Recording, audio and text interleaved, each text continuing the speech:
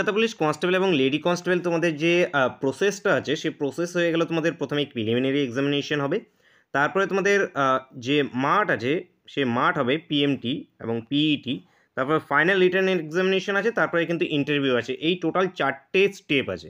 Written examination তোমাদের total 100 নম্বরের উপর রিটেন এক্সামিনেশন হবে। লিখিত পরীক্ষাটা যেটা হবে তোমাদের এমসিকিউ টাইপ অফ কোশ্চেন থাকবে। টোটাল 60 মিনিট তোমাদের সময় থাকবে, 1 ঘন্টা মানে 60 মিনিট সময় থাকছে। সিলেবাসের মধ্যে কী কী আছে দেখে নাও।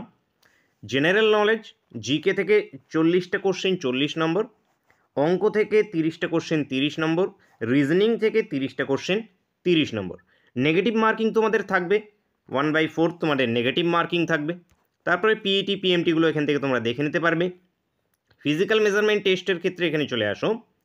ফিজিক্যাল মেজারমেন্ট টেস্টে ছেলেদের 1600 মিটারের দৌড় থাকছে 6 মিনিট 30 সেকেন্ডে, মেয়েদের 800 মিটারের দৌড় থাকছে 4 মিনিটে, থার্ড জেন্ডারদের জন্য 800 মিটারের দৌড় থাকছে 3 মিনিট 30 সেকেন্ডে। ফাইনাল যে রিটেন এক্সামিনেশনটা হবে, ফাইনাল রিটেন এক্সামিনেশনটাও তোমাদের এমসিকিউ টাইপ অফ কোশ্চেন থাকবে 85 নম্বর। 4টে তোমাদের মাল্টিপল চয়েস কোশ্চেন, প্রতিটা কোশ্চেন 1 নম্বর করে। এখানেও তোমাদের 1 ঘন্টা সময় থাকছে।